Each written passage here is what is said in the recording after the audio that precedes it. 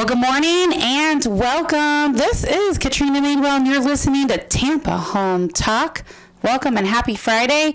Mr. Leo Kane with Beryl Engineering and Inspection is in the house. I'm excited to be here today. We got an exciting show. I missed last week, but here this week.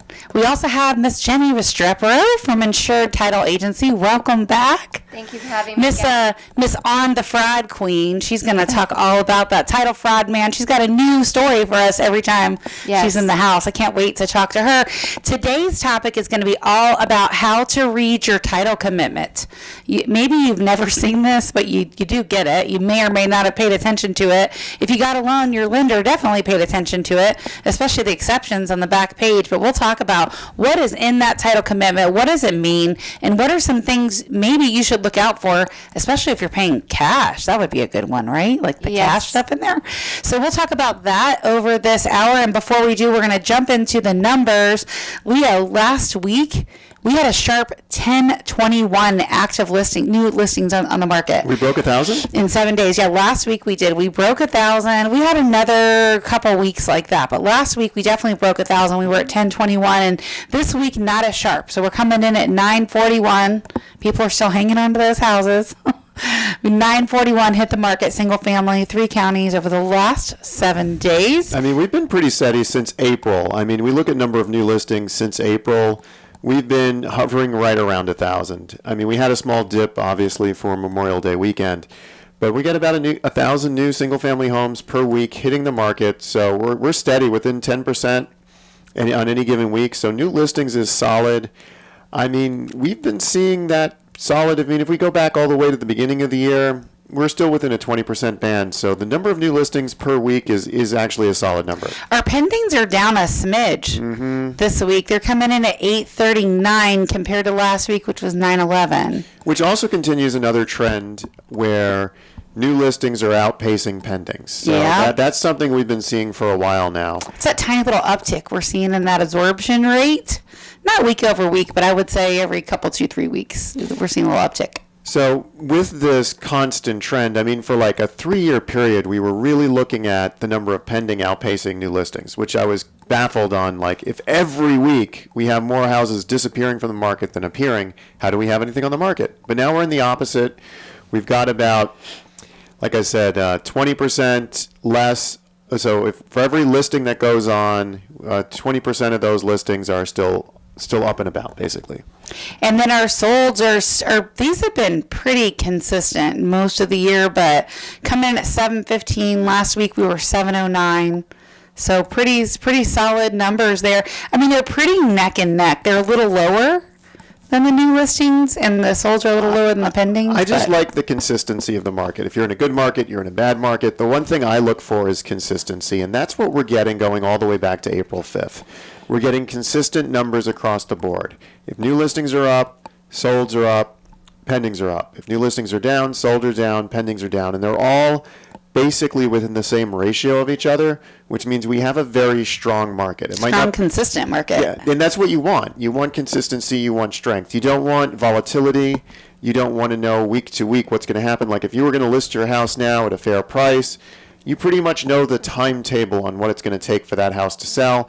And if you're a buyer, you pretty much know what your options are out there. It's a very steady market. It's actually a perfect time, minus interest rates, to be a buyer or a seller right now because of the consistency in the market. Speaking of which, very, very soon, like right around the corner, July 1st, Hometown Heroes is opening up with some more money. We think that's going to go away pretty quick. Probably, 3 to 4 months, I think that money will be gone, wouldn't you say? Fingers crossed it lasts Hopefully that it long. lasts that I think long. a lot of people have been waiting to see that money get refunded, but do not despair because Hometown Heroes is not your only option that's out there for down payment assistance. It's a really freaking good option. And just to piggyback on that and say why is, A, the rates are better on that program, really appealing for first-time home buyers. They get up to $35,000, up to $35,000. I'm glad they stretched this a little bit more. Initially, they were just dumping all the cash in it, but now they're just giving people kind of a certain amount or exactly what they need, which is good.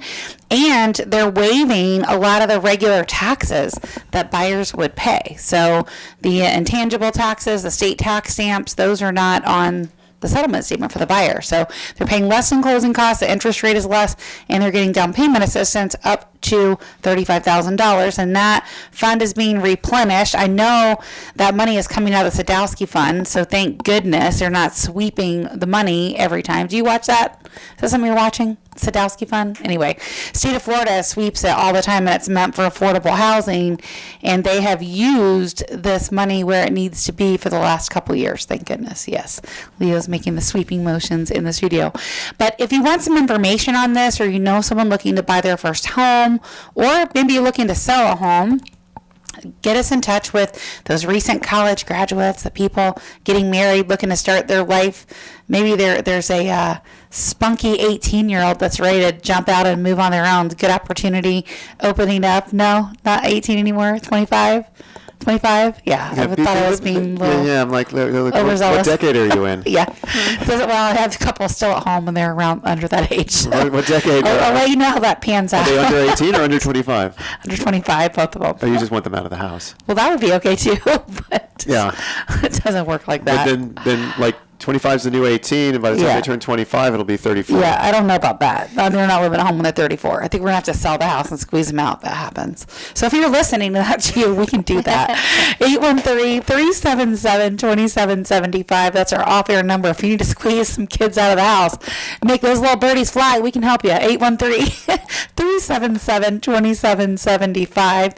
And Jenny Restrepo at Insured Title Agency, they can do the title work on that. We'll teach you guys how to read that title commitment. So, no dad joke on that? You got nothing? I'm not prepped on the dad jokes. I need to find one. Oh, my goodness. Okay. So, where do you want to start? I think we should leave our little title fraud story for a little bit later. Let's get into the boring stuff first, and then we'll talk about the exciting stuff. Wait, we need to tease the story, though. We need to tease. Yeah, give us a little teaser, and then we'll talk about what it is later. The teaser is that fraudulent sellers are not slowing down, but we are using a Florida Realtors Benefit app to bust them even faster than ever before. Ooh, I think I know what she's talking about. We're going to talk about it soon. So, I have a story that goes along with why you should read your title commitment. And as Katrina is saying, so it's one of the documents that you're presented at closing. Most of the time people think, oh, I get it, I see it, moving on. However, if there is a problem with it, these problems can be far and wide. And here's why. The title commitment is essentially the document in the closing procedure that confirms for you that you are dealing with the correct seller, that all of the people who have ownership rights of this property are indicated and they are on your contract conveying all of their property rights to you, buyer, free and clear of any liens, encumbrances, and debts. And if they're not, or you guys missed anything, that's where the insurance policy comes into play, right? Yes, but here's what I'm telling you. And this is what I say about insurance is, yes, you have insurance for if something bad happens, but do you want to have to deal with that at all? No, you'd rather just not. So yes, you have insurance for those hiccups and situations that happen, but better than that, let's make sure that we've done a thorough review of the title. That is essentially the biggest piece of what title does for you at closing. It's not just printing out pieces of paper and giving you a nice blue pen to sign.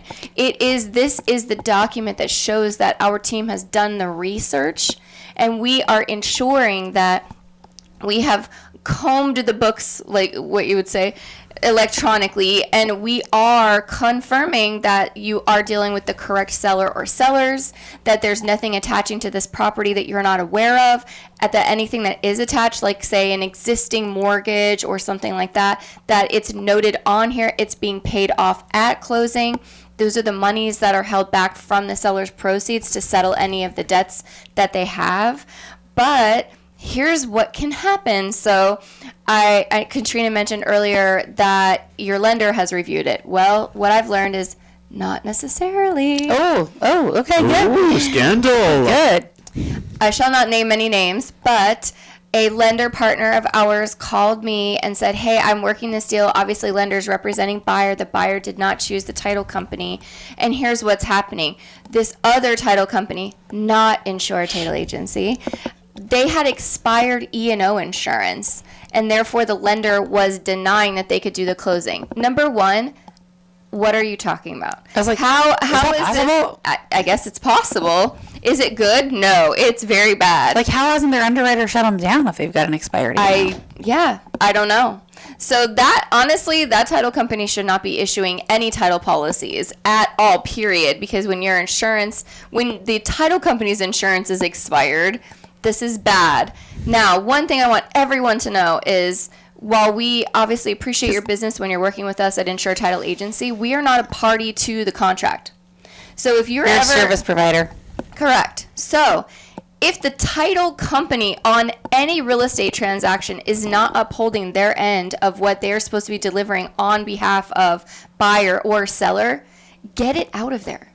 Do not allow a derelict title company to delay or derail your closing. I don't understand. You don't even really need, as long as buyer and seller agree to move it, move it. They are not a party to the contract, but they are a piece that when it says seller must deliver to buyer title commitment, seller must deliver to buyer lien search, they are the party that is facilitating that. Right. But if they are not doing what they're supposed to be doing, and if they are trying to tell you that your closing is going to be delayed, your rate lock is in jeopardy because they are not doing their jobs and performing their duties on time, please move it somewhere else, like to us. We had that happen with one of the big dogs not too long ago when they got, hacked and their whole systems were frozen from, what do you call it, where they hold their ransom. Right. Ransomware. A very large title company and underwriter was hijacked.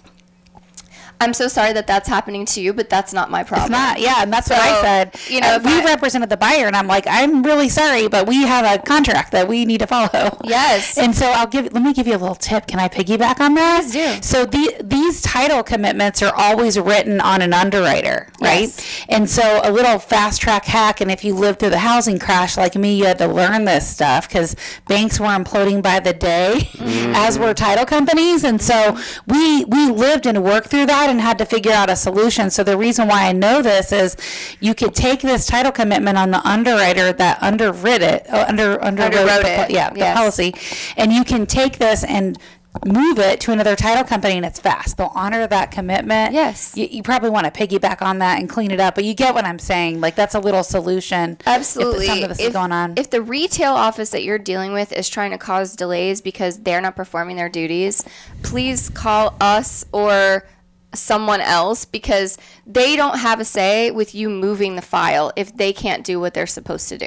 Get it done. Don't even delay, because it puts your buyer in jeopardy that they could lose their rate lock. It puts the seller in jeopardy if they have made plans about moving dates and things like that.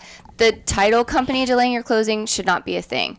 So I get a call from a lender partner, and he's telling me this title company, their E&O insurance is expired. They're causing us problems. How did they even know that? That's what I want to know. Because these are documents that the lender, I guess, requires to be sent. When the lender sends over their title order, they probably get back from the title company X, Y, and Z. Got it. So they were not approved by the lender. And then I said, well, send me, he's like, can you close it? We need to close tomorrow. I said, well, I don't know. Send me everything you had. He sent me a title commitment, and I said, I'm sorry, how long have you had this document? Because it is a hot mess. And we're going to have to hold that thought right there and dive into that as soon as we come back after the break. This is Tampa Home Talk. We're going to tell you some of the nitty gritty and the crazy stuff that happens behind the scenes that you probably never saw. And we have this list of 88 types of turbulence, things that can go wrong when you buy, sell, or borrow. I joke around and say it could be 188, but literally it could. This is some of the stuff that Jenny's talking about. Adding new stuff to the list. We'll talk about it as soon as we come back. Stick around.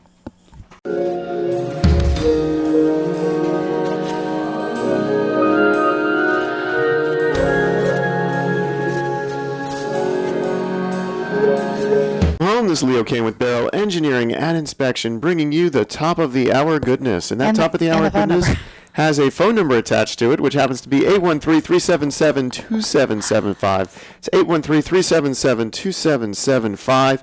If you have any title issues, you're buying or selling a property, or you're selling a property, need to choose a title agent, we have someone just for you. What's that number that's called or textable? It's 813-377-2775. That's right. All right. So, recap real quick. Little short recap, and then we'll run into it. So what had happened was I had a lender partner call us. He was representing the buyer, of course, and the buyer had not chosen title. it was a red alert emergency situation, and the title company, not only did they have expired E&O insurance, which is bad, but they were delaying the closing. They weren't giving the correct information. They weren't approved. It was a whole hot mess. And like, how long before closing did they figure out that the title company wasn't approved and they have an issue?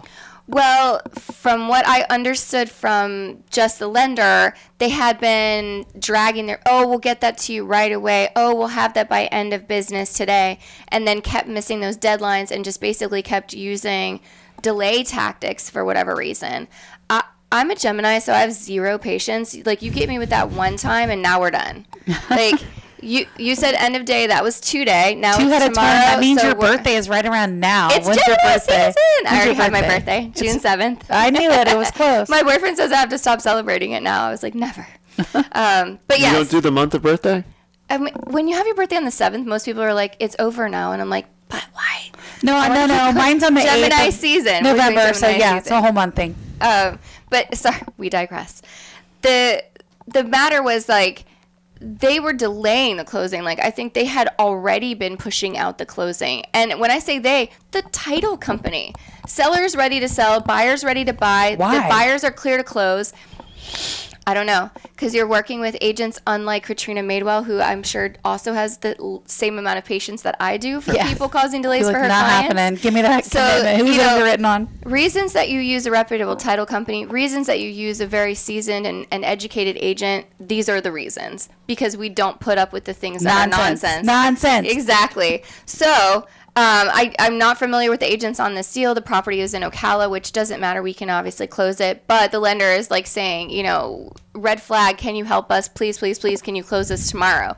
And, on a conversation, I'm going to say, well, what are the factors? Send me everything that you have, because I don't know. We need an address, it's a starting place. So let me just put this into perspective. Most of the time, the title company is going to have that at least 30 days in advance, sometimes longer. Yes. And someone just said, can you close this tomorrow? So let me just put that in perspective. Well, and, listen, my team will roll up their sleeves, and, like, if we can make this happen, we will make it happen. We can, as Katrina mentioned before the break, we can take their documents and repurpose. So if there's already been a title search, if there's already been a lien search, we can take those documents, bring them in, review them by our team rather than starting from scratch. So yes, in these emergency situations, can we get it done? Yes. However, I said, all right, send me everything that you have. So I got a contract. Let me guess, this was 5 o'clock in the afternoon the day before. 2 o'clock. Okay, 2 o'clock. Close enough. And I finally told the lender, I'm like, the more you keep talking to me, the less time I have to start explaining this to my team. So, like, let me go. Bye. Look at what you're sending, and we'll go from there. So he sends over the title commitment, which is the document that we're talking about today. And I said, as soon as I started looking at it, I was like, what? You're sending this to me? And then I called him back right away. I go, have you read this? Has anyone on your side read this? I see a date from April. How long have you had your hands on this document and no one said anything? He goes, what do you mean? I said, first of all, the chain of title, meaning the record of who's owned the property and how it's transferred hands. The most recent change of title was a handwritten quitclaim deed. Ooh, handwritten. Handwritten for $0. Oh, boy. Don't you need to do stuff with like $10 for consideration? I mean. And where does that come from? So, okay. No answer. That's the tough questions. Here is my public service announcement. Can you download documents from the internet? Oh, yes. You can doesn't mean you should. Should you do this? Absolutely not. And so I said, okay. Even me being in the industry probably could get it right, still wouldn't do it. Still wouldn't prepare my own deeds or any of that stuff. Would not do it. The risk is too great. So I say to the lender, who's my only point of contact at this point, I said, listen, you've got issues from not your current owner, the prior owner. Oh, boy. Judgments, liens, mortgages, all kinds of stuff. And I'm looking at a handwritten deed from the person who is allegedly the owner now, who may or may not be, that just built a brand new construction house on this tainted land. And if she just like made some sort of backroom deal, hand wrote out this thing, had the guy sign, and I don't know what consideration they offered, she may or may not actually own this property. And if she does own this property, she probably owns this property with hundreds of thousands of debt attached to it, which she's going to have to pay at closing in order to transfer this property to your buyers. So can we close this tomorrow? No. Unless you've got a lot of answers for us. We're going to need payoffs. And you can get everybody quick. So the answer to that was no. Unfortunately, I think that whole deal blew up. It did not end up coming to us. But at 3 p.m. on a Friday, my team was ready to start digging in if we could save this deal. And Matt was preparing a whole list of like, okay, well, if we're going to close it, here's all the things that we need. But the cautionary tale to this is, number one, please read the title commitment. If you don't know how to read it, which most people don't because this is a document that you rarely look at, call your title provider and ask them to walk you through it. Call your amazing agent like Katrina or one of her team members and ask them to walk you through it, because it is important. What is in this document does matter. And in Florida, in real estate, we have this old Latin term called caveat emptor, which translates to buyer beware. So if you close this, for example, like this person with the handwritten deed, if you think you're buying something and you close on it and you give money, but there's something wrong, you did not do a thorough title search, you did not execute the deed properly, your entire ownership rights are in jeopardy. And your title insurance, if you didn't do a title review, you don't have a title insurance policy. So now every dollar that you spend on this. So how does someone know if they did a title review? That's a better question. Well, you should have this. If you're watching us on Facebook, you should have this document called a title commitment. It should be included with your closing package. If you're not sure if you got one, if you had a lender on the deal, you got one, whether you looked at it or not. And if you don't have a record of it, you can contact the title company that did your closing to request a new, fresh copy. Which, by the way, this is a deadline on your contract that your agent should be paying attention. I pulled it up to figure out exactly what number. Most people are using the FAR contract in this day and age. And if someone is using the FAR, it's going to be line 155. And it says title evidence and insurance. And if it's the default, and it is on most contracts, if it's left blank, then it's going to be 15 days prior. Wait, hold on. I'm trying to read this. Is it 15 or 5? Hold on. It's 5 days prior to closing or 15 days after effective date? Yes. Yeah. Okay. Whichever is the later. Yep. So if it's blank, if it's left blank, then 15 days. So, otherwise, if it's checked, then it's 5. Here's something awesome that I'm going to tell you. When you're working with Katrina or one of her team members, we do all of the title work for our preferred agents up front at listing. Which is a big deal. Which is a super big deal. So proactive listing agents like Katrina are basically giving you, like when you go to buy a car, they give you your Carfax report. She's going to be able to give all prospective buyers a house fax report, essentially, on this property, this listing of hers, because she works with Insured Title Agency, and we do everything up front. So this title document... And if there's a problem, you can get ahead of it if you're ordering the title early. Absolutely. So like that trouble property, had that listing agent been proactive and not only requested the title commitment, but read it, or worked with a title company that read it to him and told him about all the problems. And that's exactly what we're going to talk about when we come back after the break, is how do you read these? Because in all honesty, and that was the purpose of this whole show, when you look at this, it looks a little bit like Chinese. So you're looking at this, you're going, okay, great. Like, what am I even looking for? It's a bunch of legal jargon. And we're going to tell you. Yeah, we're going to tell you what each schedule is, what to look for, what are some things that would be an alert. And we're going to break all that down in the next segment pretty quickly, but very thoroughly for you. I'll do it. And then we're going to talk about the fraud story towards the end of the hour in the fourth segment. Our off-air number is 813-377-2775. If you got a title commitment, need a title commitment, have some questions about your title commitment, 813-377-2775, and we will be able to help you. 813-377-2775. This is Tampa Home Talk. We'll be back right after the break. Stick around.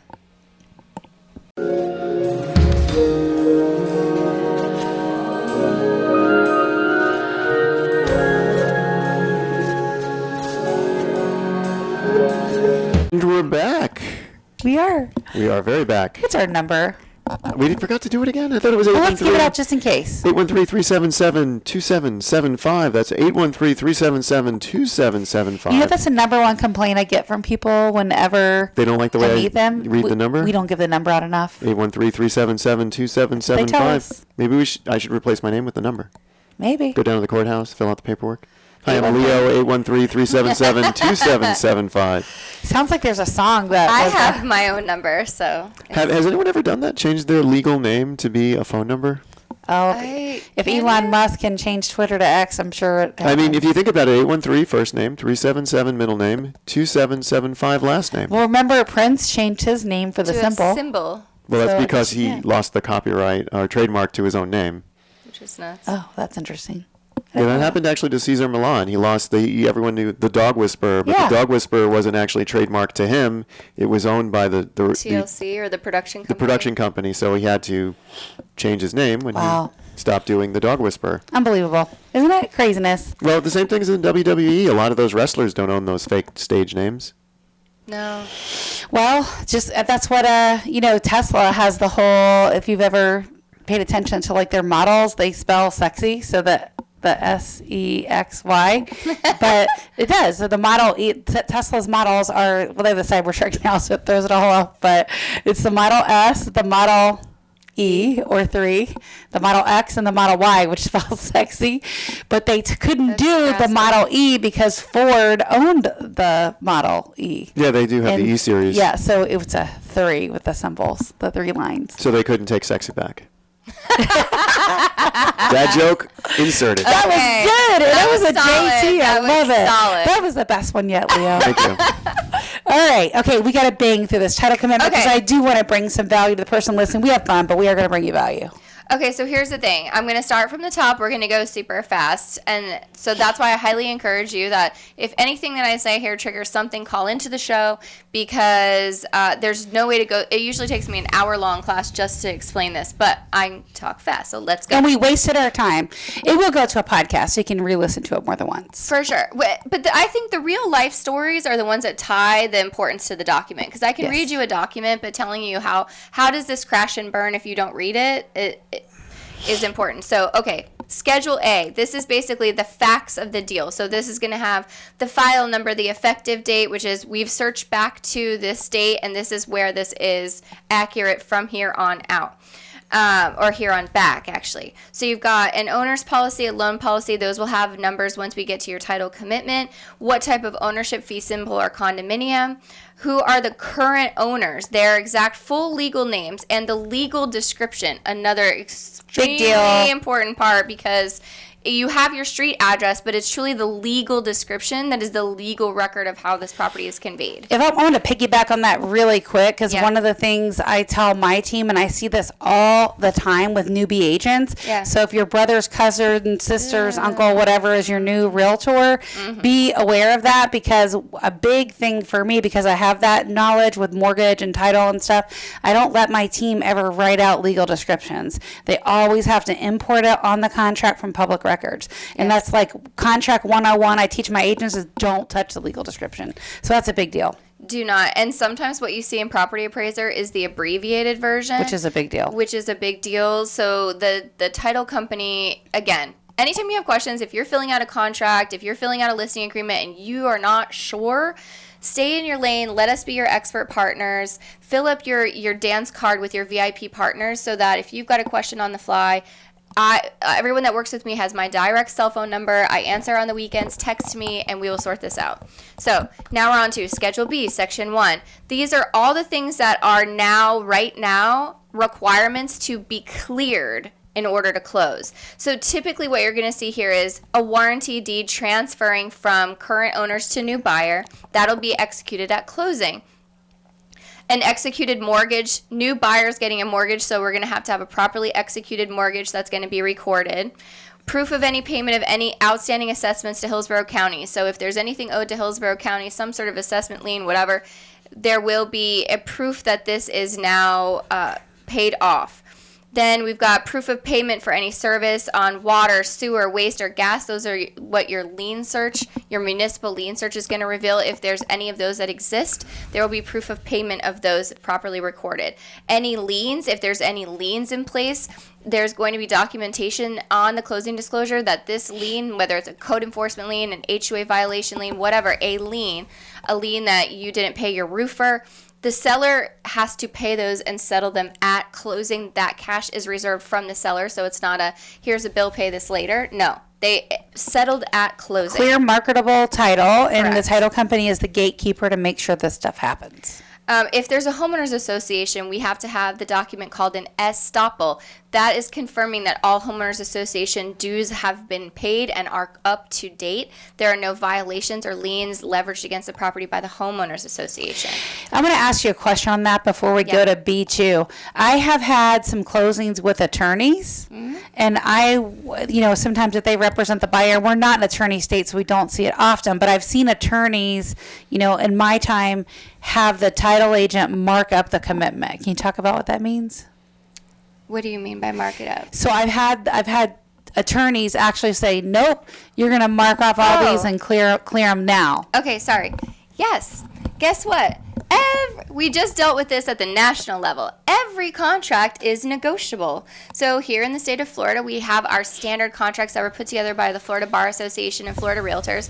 However, just like earlier when we said, if left blank, it doesn't have to be blank. If you don't agree to a term, like in a lease agreement, you can redline it. You can mark it up. You can say, nope, I don't accept. Especially on your exceptions page, which is what I'm getting to now in section 2. If there's something on there that you're like, no, I don't agree to that. For example, I saw a title commitment that had an extensive amount of mineral rights here in Florida, mineral rights as an exception to the title policy, which meant that if at some point it was 4 individual people that somehow had the mineral rights to a property out in Mirada in the brand new communities, because here's what, yes. How did someone have the mineral rights to that? Because you can. At some But there's no point, minerals there but That's fish. what I was thinking. Like, what mineral rights are you looking for? We have phosphate in Florida. Isle Mirada? No. Oh, no, like the Mirada out here in Pasco County. So here's what I'm going to suppose, and again, this is my personal opinion, not a statement of fact, but a developer is going to buy all of this land that's never been developed before. It was a cow pasture, it was something, it was nothing before. They don't intend to own it for very long. So are they going to be doing all this research to clear all these weird things that are on the title commitment? What interest do they have in doing that? They are having temporary transient ownership of this land. Now you homeowner are buying your brand new construction house, paying these big CDDs, and you're also inheriting a bunch of trashy mineral rights that literally say... So you can mark that up and tell the title company no? Yeah.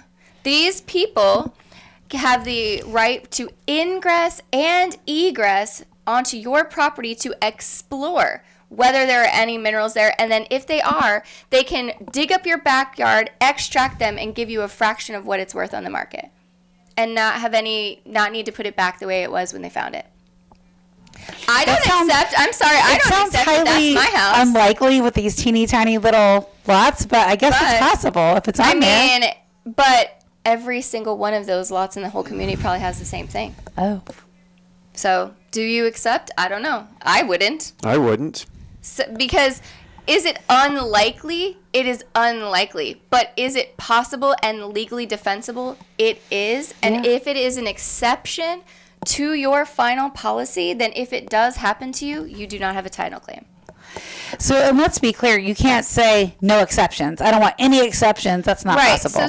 So here, what are the exceptions that are a thing? So if there's already restrictions, codes, and covenants, for example, if you have a homeowners association, any rules that you were presented at the beginning of this contract process that you reviewed and you agreed to with the HOA rider, and you were presented those codes and covenants, and now you agreed, those overlay on your property. Curveball. Have you ever had a client that, because there is a way where they can strip themselves from the HOA. Have you guys had any of those? And has it been on the title? I have not experienced that, but here's the thing. If you want to live free on your land, don't move into an HOA community. Yes. Again, buyer beware. it doesn't make sense to buy into a homeowners association with all these codes and covenants that you don't agree with, and then you're now one person, part of the many, that wants to break it all up.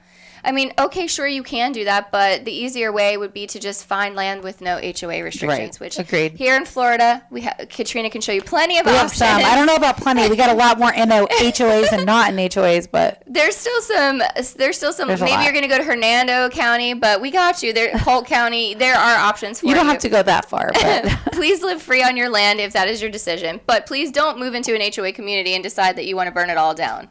It's going to be a bigger headache than it's worth. But it's not. You do not have a title claim if you buy your property in the HOA and decide that you want to have a fruit stand every single weekend and you can't, and now you're mad. You don't have a title claim. Sorry.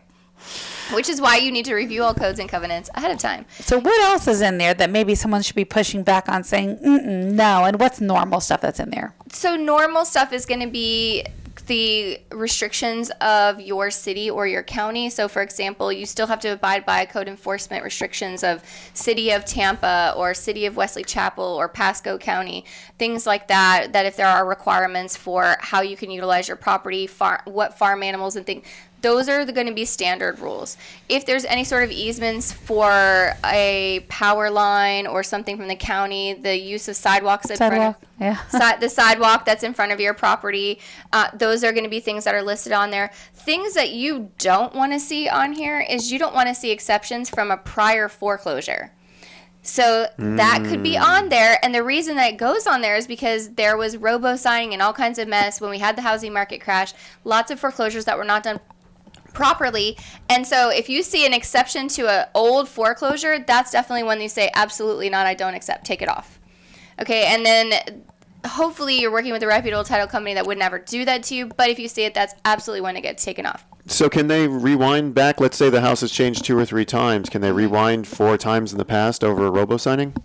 Well, I don't care what happened, but it's not going to be an exception to my policy. So if that person 4 times back comes out and says it was done wrong and I have a claim, now you do have a title claim if it's not an exception to your policy. Gotcha. So that's why you want to get that way taken off. And the title side behind that is messy, because if you had 4 policies in between, they're all going back to each other.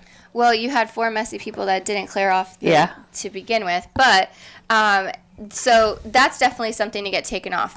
If you see a mortgage or a lien or something like that with someone's name on it that's not a party to your contract, that's a prior owner. That's something that should have been cleaned up in the before times. Yeah, again, this is a big deal on the exceptions page, which is B2. You want it on the page before.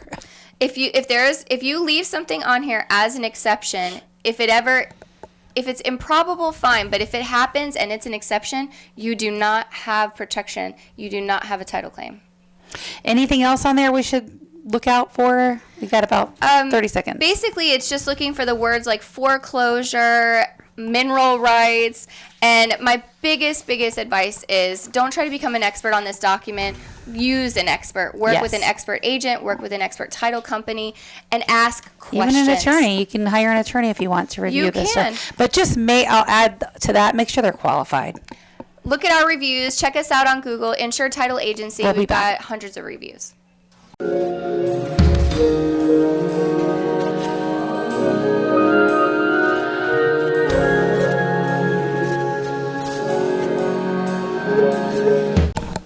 Welcome home.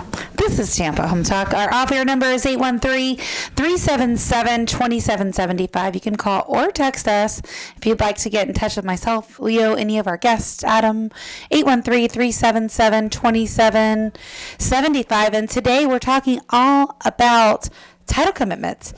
How do you read them? What's on them? What should you look for? What's negotiable? What isn't?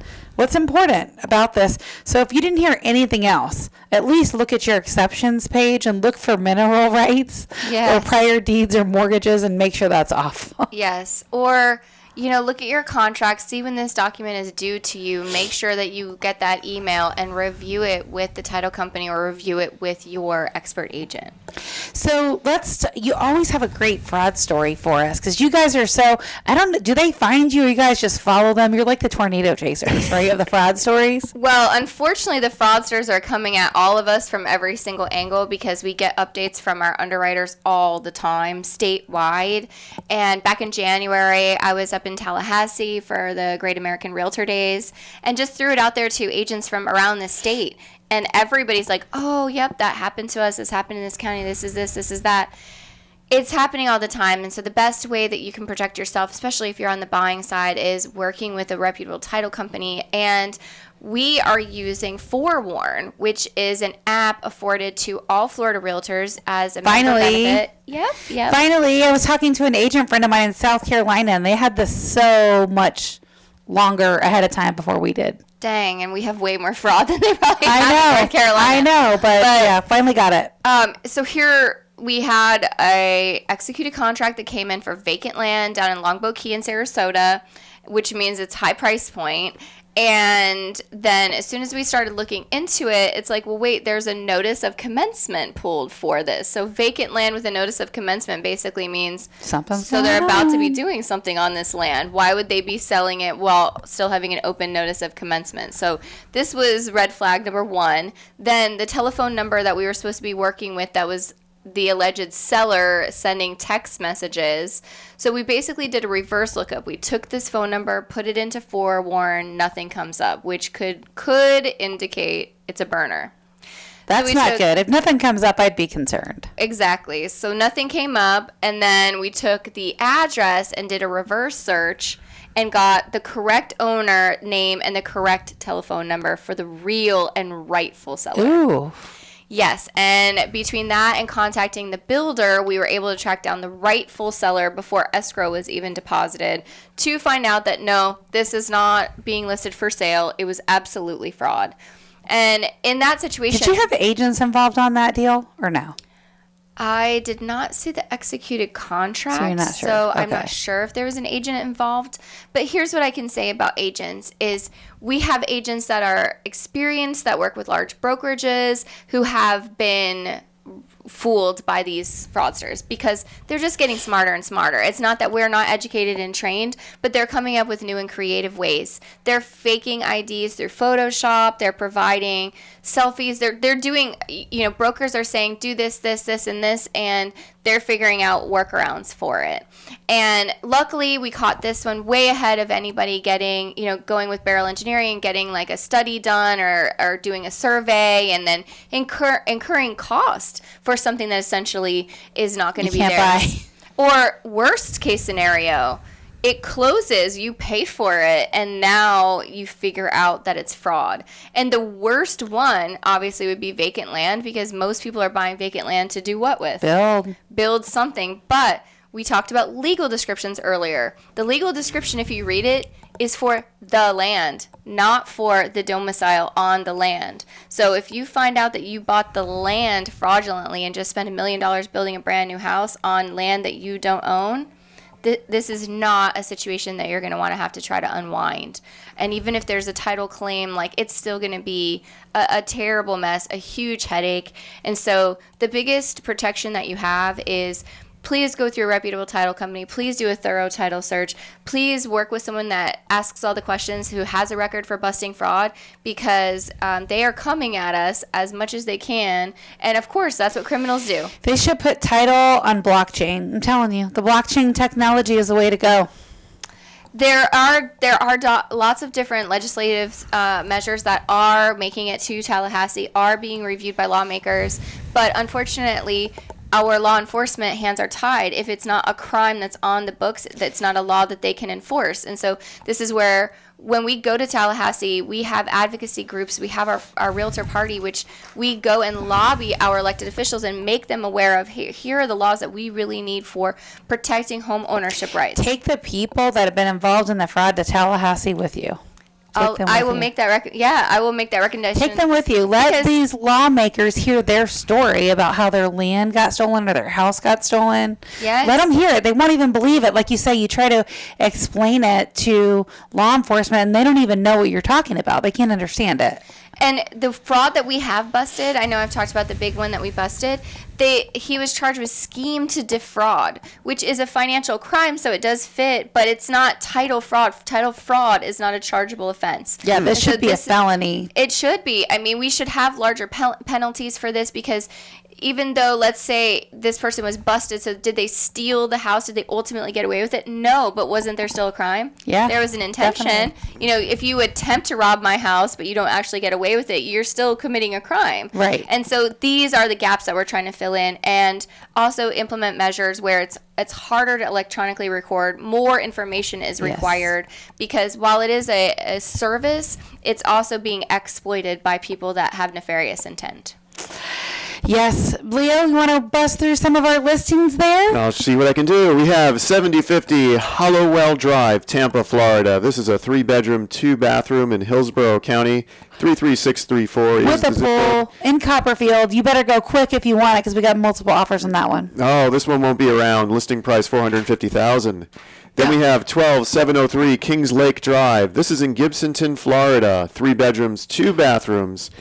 This is brand new to the market and a great price. Built in 2003, so it's just over 20 years old. Listing price is $325,000. I can't believe we have this one on the market. Just hit. 1664 Countrywood Street, Tarpon Springs. This beauty is 3 bedrooms and 2 bathrooms in Tarpon Springs. $400,000. 2024 Melody Drive, Holiday, Florida. $225,000. Nice starter home, 2 bedrooms, 1 bathroom. 2 rentals. And we have one more. 13117 Marbled Godwood Road in Weeki $335,000. We're out of time. 2007. We got some rentals too. Caller text will tell you about them. 813-377-2775. Love where you live, or we'll fix it. Welcome home.